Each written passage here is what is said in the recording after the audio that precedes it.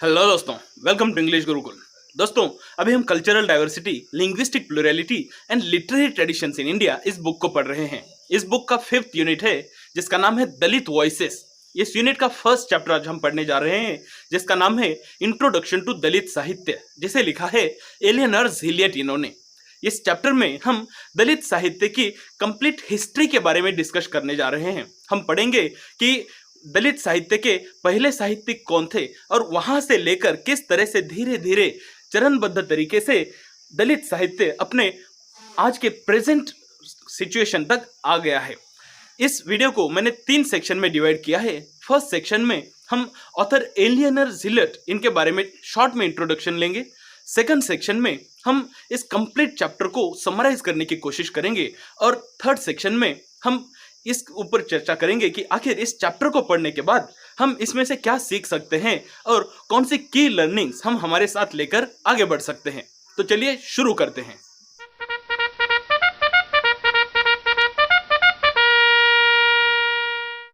दोस्तों, शुरुआत करते हैं ऑथर्स इंट्रोडक्शन के साथ। एलियनर झिलियट अमेरिका के यूनिवर्सिटी ऑफ मिनेसोटा में हिस्ट्री की प्रोफेसर रह चुकी हैं।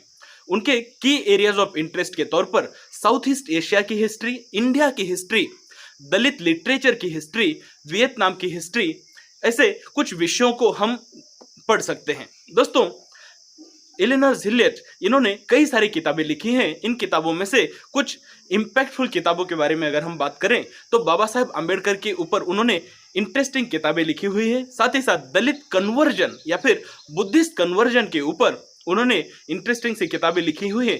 जो मौजूदा चैप्टर हम पढ़ने जा रहे हैं वो उनकी किताब का ही एक समरी का या इंट्रोडक्शन का पार्ट है। वो किताब है दलित लिटरेचर हिस्टोरिकल बैकग्राउंड। इस कंप्लीट किताब में उन्होंने 11 चैप्टर्स लिखे हैं और हर एक चैप्टर में उन्होंने दलित हिस्ट्री को चरणबद्ध तरीके से हमारे सामने पेश किया है। उन्होंने शुरुआत में हमें संत चोखा मेड़ा, जो कि 13th सेंचुरी के महाराष्ट्र के एक संत हुआ करते थे, लेकिन संत होने के बावजूद वो एक दलित व्यक्ति भी थे, तो उनके साथ ही साथ उन्होंने संत एकनाथ और उसके बाद मौजूदा समय में बाबा साहब आम्बेडकर, बाबा वलंकर और ऐसे कई सारे अन्य ऑथर्स के उदाहरण देते हुए इस किताब में इम्पैक्टफुल तरीके से उन्होंने ये प्रस्तुत किया है कि किस तरह से दलित साहित्य, जो कि शुरुआत में एक बूंद बूंद की तरह था, वो आज की डेट में एक प्रवाह बन चुका है। साथ ही साथ अपनी इस किताब में उन्होंने इस ऊपर भी फोकस किया है कि किस तरह से दलित साहित्य ने समाज के ऊपर, सोसाइटी के ऊपर अपना प्रभाव छोड़ा है। तो अब आगे बढ़ते हैं और इस चैप्टर की समरी के बारे में बात करते हैं। दोस्तों, ये चैप्टर वैसे देखा जाए तो सिर्फ 4 पेजेस का है, लेकिन इस चैप्टर में कई सारी डिटेल्स होने के कारण हो सकता है कि ये वीडियो कुछ लंबा हो जाए, लेकिन मैं कोशिश करूंगा कि इस वीडियो को शॉर्ट बट स्वीट रखूं। दोस्तों, इस चैप्टर के शुरुआत में एलियनर झिलियट दलित लिटरेचर के बारे में बात करती है और वो कहते हैं कि दलित लिटरेचर एक मूवमेंट है। अब किसी भी चीज को हम मूवमेंट कब कहते हैं? हम उसे मूवमेंट तब कहेंगे कि जब हजारों लोग या बड़ी संख्या में लोग उस एक चीज के प्रति जागरूक हो चुके हैं और बढ़ चढ़कर उस एक क्षेत्र में वो लोग काम कर रहे हैं।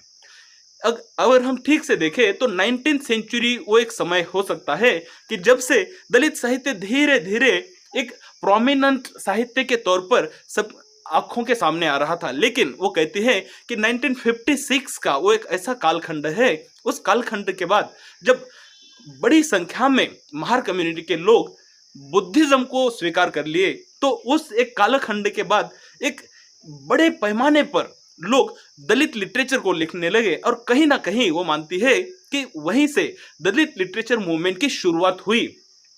ऑथर यहाँ पर कहती है कि दलित लिटरेचर की मूवमेंट एक विशेष मूवमेंट है, क्योंकि इस मूवमेंट के अंदर कई सारी वैरायटी में हमको राइटिंग या लेखन देखने को मिलता है। दलित लिटरेचर में या इस मूवमेंट में जब हम बात करेंगे तो पोएट्री एक बहुत ही इम्पैक्टफुल माध्यम रहा है। पोएट्री के माध्यम से एक सटीक तरह से दलित राइटर्स ने अपने दुखों को, अपने भावनाओं को समाज के सामने उजागर कर रख दिया। लेकिन पोएट्री के साथ ही साथ शॉर्ट स्टोरीज, ऑटोबायोग्राफीज और नॉवेल्स, ये भी अन्य उपयोगी और बहुत ही असरदार माध्यम रह चुके हैं। दोस्तों, यहाँ पर इसी के साथ एलेनर झिलेट हमें एक हिस्टोरिकल बैकग्राउंड देती है और वो बताती है कि महार कम्युनिटी एक ऐसी कम्युनिटी रही है जो विलेज की ऑल वेदर सर्वेंट की तरह काम करती थी। यानी कि विलेज में कुछ भी काम हो, हर एक काम को करने के लिए महार कम्युनिटी को बलूत दिया जाता था, उनको रिस्पॉन्सिबिलिटी दी जाती थी। गांव की रखवाली करना, गांव की साफ सफाई करना हो, या फिर गांव के अन्य कई सारे खेतों में मदद करना हो, या कुछ भी मैसेंजर का काम करना हो, युद्ध के लिए जाना हो, आर्मी में पार्टिसिपेट करना हो, ऐसे आप कुछ भी काम गिन लो, हर एक काम में एक ऑल टाइम सर्वेंट की तरह, एक विलेज सर्वेंट की तरह महार कम्युनिटी के लोग पार्टिसिपेट किया करते थे। लेकिन इन्हें अक्सर समाज में दबाकर ही रखा गया। उसके पीछे हिस्टोरिकली एक फैक्ट ये बताया जाता है कि क्योंकि महार कम्युनिटी के लोगों को कैटल के डेड बॉडीज को क्लीन करने का काम दिया जाता था। जो मरे हुए जानवर होते हैं, जब उनके शरीरों को वो बाहर फेंकने ले जाते थे तो वो उनका बीफ भी कंज्यूम करते थे, उनका मांस भी खाते थे। तो यही रीजन है कि अपर कास्ट वाले लोगों ने उनको फिर अनटचेबल या फिर अस्पृश्य कहना शुरू कर दिया, और उसके बाद उनका बहुत ज्यादा शोषण होने लगा। क्योंकि अब जब उनको अस्पृश्य कहा जाने लगा तो जाहिर सी बात है कि वो सारी चीजें उनके साथ होने लगी जो मनुस्मृति में कहा जाता था। उन्हें सोसाइटी के सबसे निचले तबके की तरह देखा जाने लगा, उन्हें कोई अधिकार नहीं दिए, उन्हें काम तो बहुत दिया गया लेकिन उसका मेहनताना उन्हें नहीं मिला। यही रीजन है कि सदियों से ये समाज पिछड़ा रह गया। अब यही रीजन है कि धीरे धीरे इन लोगों ने जैसे जैसे उनको मौका मिला, लिखान के या फिर साहित्य के तौर पर अपनी इन भावनाओं को, अपनी इन पीड़ाओं को समाज के सामने लाने की कोशिश की, और वहीं से दलित साहित्य का जन्म हुआ। वैसे अगर हिस्टोरिकली देखें तो संत चोखा मेड़ा ये 13th सेंचुरी के महार संत थे जो महाराष्ट्र में रहते थे। इन्हें हम पहले दलित साहित्यिक के तौर पर देख सकते हैं। वैसे तो संत चोखा मेड़ा ने अभंगों के माध्यम से प्रभु विट्ठल की स्तुति की है, लेकिन अपने अभंग में वो कहते हैं कि तुम गन्ने के रूप को देखकर गन्ने का तिरस्कार मत करो। हो सकता है कि गन्ने के कारण हमारे हाथ कट जाते हैं, उनके पत्ते तीक्ष्ण होते हैं, लेकिन उसका रस मीठा होता है। तो वो कहते हैं कि बाहरी स्वरूप को देखकर किसी की घृणा मत करो, उससे नफरत मत करो। इसी तरह वो आगे कहते हैं कि चोखा यानी वो खुद वो इल शेप्ड है, हो सकता है वो गंदे है, या फिर हो सकता है वो समाज में निचले तबके हैं, लेकिन उनके बाहरी स्वरूप को देखकर उनके साथ घृणा ना की जाए, इस तरह से वो समाज को हिदायत दे रहे हैं। अब यहाँ पे संत चोखा मेड़ा ने 13th सेंचुरी में अपना लिखान लिखा। उसके बाद संत एकनाथ ये एक शिंपी समुदाय में जन्मे हुए अन्य एक दलित संत हुए, और उसके बाद लेकर डायरेक्टली 19th सेंचुरी का वो समय है जब दलित साहित्य फिर से एक बार सबकी नजरों के सामने आया। वैसे देखा जाए तो महात्मा ज्योतिबा फुले, इनको भी हम दलित साहित्यिक के रूप में ही देख सकते हैं, क्योंकि उन्होंने दलितों के प्रॉब्लम्स को अपनी गुलामगिरी और शेतकऱ्याचा आसूड इन किताबों के माध्यम से पूरी दुनिया के सामने उन्होंने दलितों के प्रॉब्लम्स को रखा था।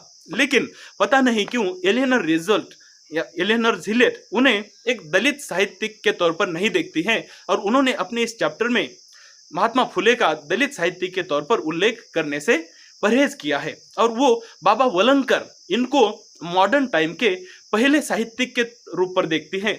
बाबा वलंकर जो मुंबई में रहा करते थे और उनका आर्मी का बैकग्राउंड था, आर्मी से रिटायर होने के बाद उन्होंने न्यूज़पेपर लिखना शुरू किया, और अपने न्यूज़पेपर में उन्होंने दलितों के प्रॉब्लम्स को उजागर करना, ब्रिटिश गवर्नमेंट के सामने रखने की पूरी कोशिश की।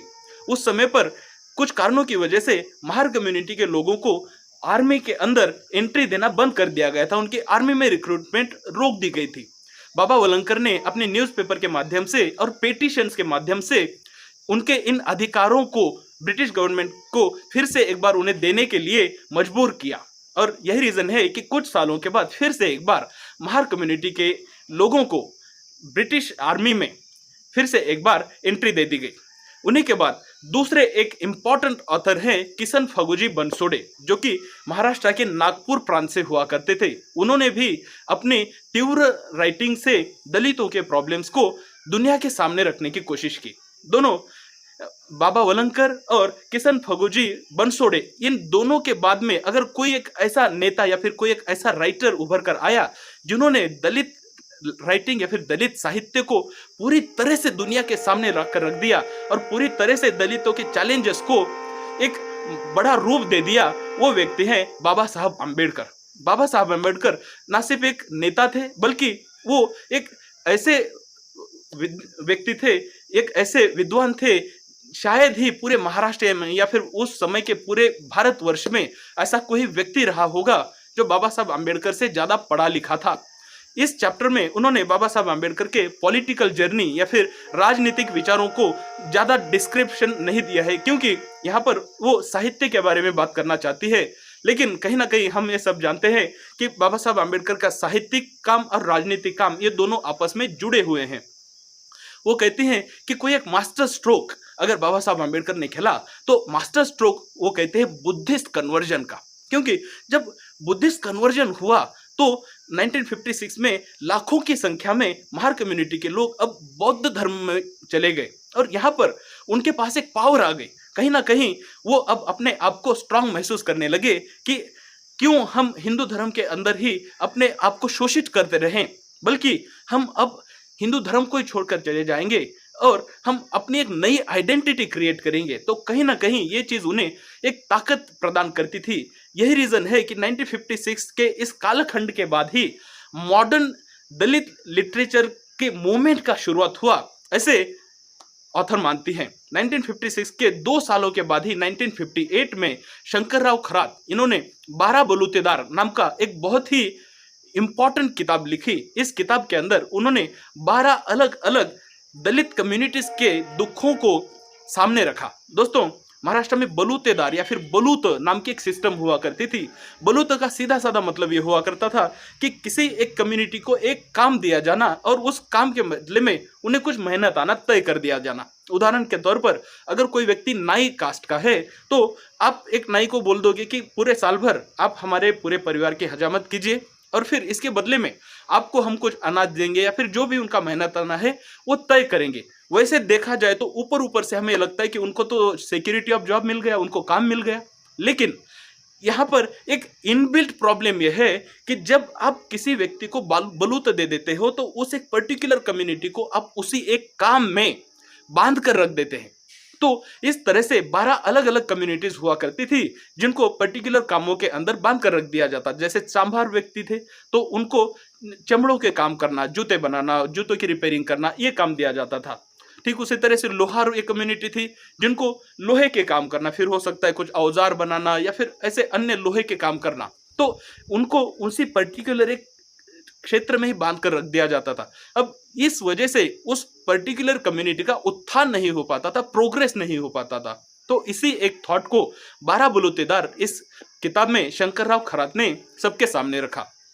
शंकरराव खरात की इस किताब के बाद एक कोई बड़ी मूवमेंट या फिर एक बड़ा चेंज अगर दलित साहित्य की दृष्टि से आया तो वो था दलित पैंथर्स के रूप में। दोस्तों, 1956 में जब बाबा साहब अम्बेडकर का देहावसान हो गया तो उस समय पर उन्होंने अपनी पॉलिटिकल पार्टी पीछे छोड़कर गए थे, रिपब्लिकन पार्टी ऑफ इंडिया। तो ये रिपब्लिकन पार्टी ऑफ इंडिया, इसका काम था या फिर कहीं ना कहीं उद्देश्य था कि दलितों के चैलेंजेस को दुनिया के सामने रखना और उनका सोल्यूशन करना, समाज में बदलाव लाने की कोशिश करना। लेकिन बाबा साहब अम्बेडकर की मृत्यु के बाद कहीं ना कहीं ये पार्टी बिखर सी गई और पार्टी में यहाँ पे चेंजेस आने लगे और उनके इस चेंजेस की वजह से, कमजोरी की वजह से वहां पर एक वैक्यूम क्रिएट हो गया। उस वैक्यूम को क्रिएट करने के लिए दलित पैंथर्स उभर कर आए। दलित पैंथर ये नाम अगर आप सुनेंगे तो इसको आप ब्लैक पैंथर्स के साथ आप कंपेयर कर सकते हैं। ब्लैक पैंथर्स ये अमेरिका की एक ऑर्गेनाइजेशन थी जो वहां के ब्लैक या फिर निग्रो व्यक्तियों के अधिकारों के लिए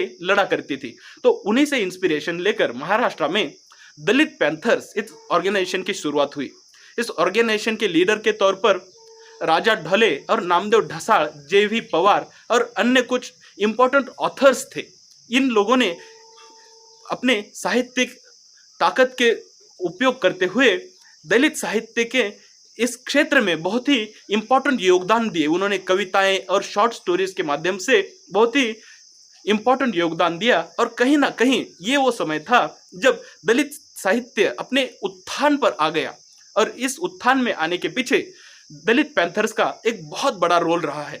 दोस्तों, इसी के बाद दया पवार एक ऐसे व्यक्ति उभर कर आए जिन्होंने बलूत नाम से अपनी एक सेमी फिक्शनल ऑटोबायोग्राफी लिखी। इस ऑटोबायोग्राफी में उन्होंने अपने सारे चैलेंजेस को उजागर किया कि किस तरह से उन्हें अपने जीवन में पढ़ाई करने के लिए, एक नॉर्मल जीवन जीने के लिए चैलेंजेस फेस करने पड़े। और फिर यहाँ से ऑटोबायोग्राफीज लिखने का एक नया दौर उभर कर आया और कई सारे लोगों ने अपनी बायोग्राफीज के तौर पर, बायोग्राफीज के स्वरूप में अपने चैलेंजेस को दुनिया के सामने रखा। और आज की तारीख में ऑटोबायोग्राफीज ये दलित साहित्य की इम्पॉर्टेंट रचनाओं में से एक है। दोस्तों, मौजूदा समय में अगर हम देखें तो दलित साहित्य अभी बहुत आगे आ चुका है। अब दलित साहित्य में पोएट्री, शॉर्ट स्टोरीज, नॉवेल्स और ऑटोबायोग्राफीज, इसके साथ साथ ड्रामाज और कई सारे मूवीज भी अब उभर कर सामने आ चुकी है। लेकिन एक कोई अच्छा ट्रेंड या बड़ा चेंज अगर हम देखें तो वो है वुमन राइटर्स का आना। दलित साहित्य के क्षेत्र में हीरा बंसोड़े, मीरा गजभिये, बामा, इन जैसे कुछ इंपॉर्टेंट फीमेल राइटर्स अब आगे उभर कर आई हैं। इन्होंने ऑटोबायोग्राफीज, पोएट्रीज के माध्यम से अपने वॉइसेस को दुनिया के सामने रखा है। दलित वॉइसेस को आगे रखना एक अलग बात है और दलित वुमन वॉइसेस को आगे रखना एक बहुत बड़ी बात है।